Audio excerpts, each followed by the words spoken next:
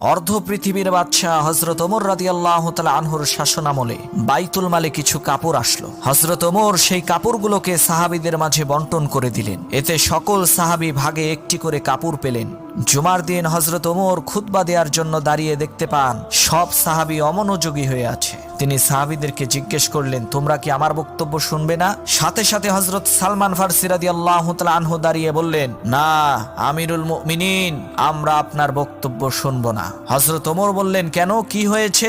সালমান ফারসি বললেন, আমরা সকলে একটি করে কাপড় পেলাম, অথচ আপনার গায়ে দেখছি দুইটি কাপড়। আপনি একাই কেন দুইটি কাপড় নিলেন? আগে এর জবাব দিন।